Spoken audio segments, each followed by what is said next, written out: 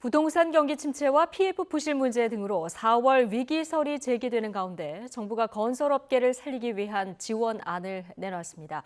공공공사비를 현실화하고 지방 미분양은 리츠가, 건설사 토지는 LH가 매입하는 방식으로 3조 원 규모의 유동성을 공급합니다. 보도에 차유정 기자입니다.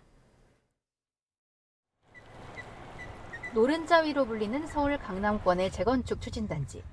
하지만 최근 잇따라 시공사 선정에 실패했습니다. 건설사들이 공사비 급등으로 수익성이 떨어진다고 판단했기 때문입니다.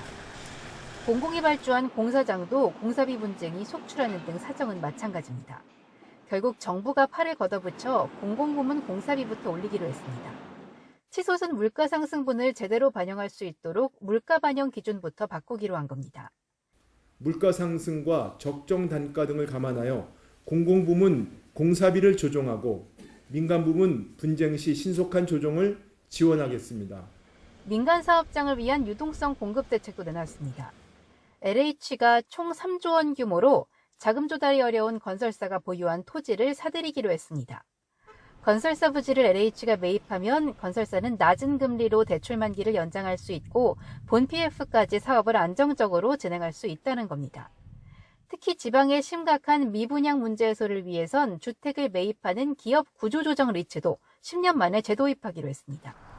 미분양 주택을 사들인 뒤 우선 임대하고 시장 상황이 좋아지면 분양에 수익을 내도록 하는 건데 정부는 세제 혜택을 부여합니다.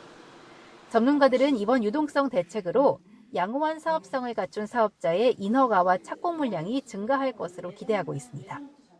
토지매각 대금으로 부채를 상환하는 등 유동성 확보에 도움이 될 것으로 판단이 됩니다.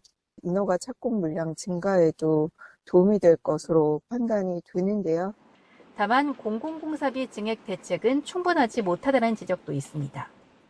실무 현장에서 제기하는 문제가 공사비의 상승 정도가 단순히 물가 상승률이나 건설공사비 지수 정도의 수준이 아니고 그보다 더 많이 올랐기 때문에 하지만 대체로 긍정적인 평가가 많은 만큼 이번 대책이 4월 위기설을 잠재우고 건설 경기를 살릴 수 있을지 주목됩니다. YTN 차유정입니다.